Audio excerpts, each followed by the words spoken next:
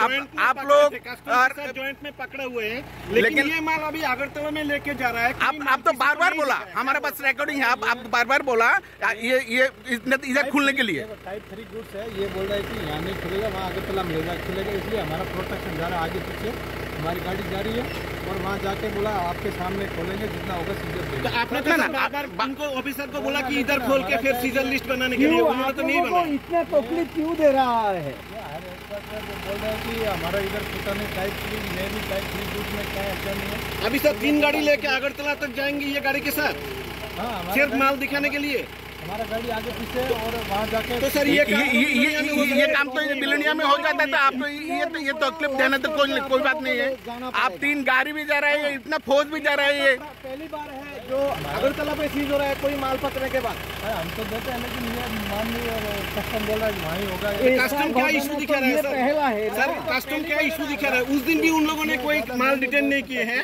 आज सर जो ड्राइवर है उसको भी डिटेन किए हैं, लेकिन फिर भी ये माल नहीं दिखाया।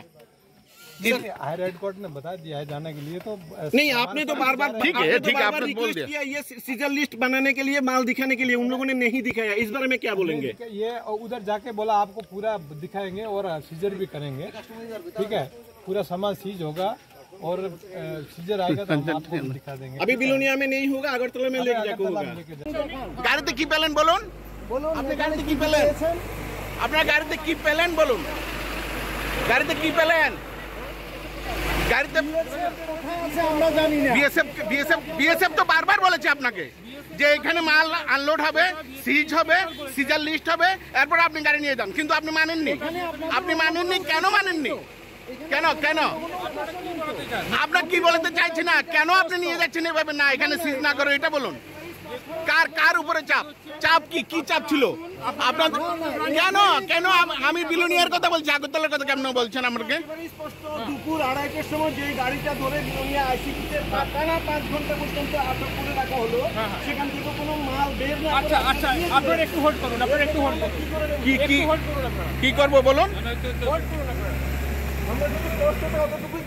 আমরা স্পষ্টতা, আপনারা কি পেলেন, কি নিয়ে যাচ্ছেন? এখানে কি ধরনের মাল নিয়ে যাচ্ছেন আপনি বলুন?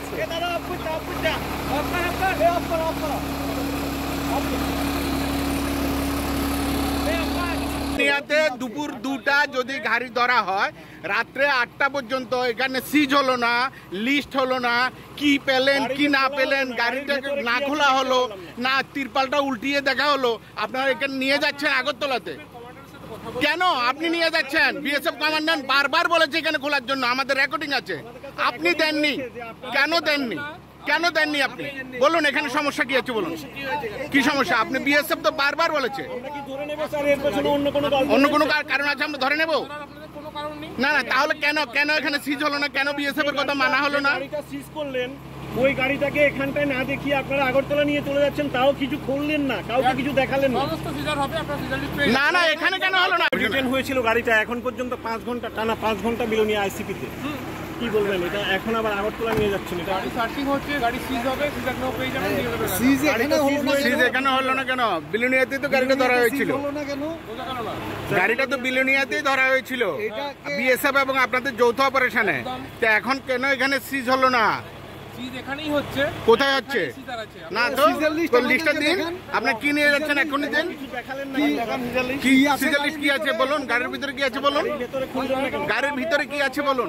না কোথায় আসবো? আমরা কি আগরতলা যেতে হবে সিজার লিস্ট দেখার জন্য? এখানে বিলোনিয়াতে আপনি গাড়ি ধরেছেন, আগরতলাতে কেন সিজার হবে? গাড়িটা কেন বিষয়টা কি বোঝাতে চাইছেন? বিষয়টা আমরা তো সন্দেহ হচ্ছে। নাম হলো মিলন পাল, যিনি বিলোনিয়ার একজন ব্যবসায়ী। স্যার প্রথমত এই গাড়িটাকে ডিটেন করার পর ওটা চেক আপ হয়নি, ওটা আগরতলার দিকে নিয়ে যাচ্ছিল, সেক্ষেত্রে আপনারা এসে এটাকে আবার নিয়ে এসে চেক করে সবকিছু বের করলেন, কি বলবেন? কাস্টমসের ডিসিশন ছিল যে আগরতলা যাব, সেটা আমি শুনেছি। আমরা এসে বললাম যে না, চেকিংটা এখানেই হবে, যেগুলো এখানে বিলোনিয়াতে যেহেতু ধরা পড়েছে, ডিটেন হয়েছে, তো আমরা রিকোয়েস্ট করি এখানে চেক করার জন্য। সেই অনুযায়ী বিএসএফ এবং কাস্টমস এখানেই চেক করছে, বিলোনিয়াতেই চেক করছে। বিলোনিয়া মহকুমা প্রশাসন, বিএসএফ এবং কাস্টমসের যৌথ অভিযান আমরা একটা চালাই। এ নিয়ে আমরা একটা ট্রাক গাড়ি, সন্দেহভাজন একটা ট্রাক গাড়ি আমরা উদ্ধার করি 1 নম্বর টিলা বাজার থেকে বিলুনিয়ার, এবং সেটাকে বিএসএফ প্রশাসন এবং কাস্টমসের যৌথ অভিযানে যৌথ প্রচেষ্টায় আমরা ট্রাক গাড়ি থেকে সমস্ত মালপত্র নামাই। এখন আমাদের নামানোর কাজ চলছে। এখানে প্রাথমিকভাবে আমরা দেখতে পাচ্ছি যে বৈদেশিক কোনো একটা কোম্পানির সিগারেট পাওয়া গেছে, যার মূল্য প্রায় 50 লাখ টাকার মতো হবে, এবং প্রচুর কাপড় পাওয়া গেছে যেগুলির কোনো বিল গাড়ির ড্রাইভার আমাদেরকে দেখাতে পারেনি, সিগারেটের কোনো বিল দেখাতে পারেনি। সিগারেটের বিল দেখানোর সম্ভাবনা, কারণ সেটা বৈদেশিক কোম্পানির ছিল, এবং আমরা অনুমান করছি সেটা বাংলাদেশের পাচার হওয়ার জন্যই গাড়িটা এসেছে।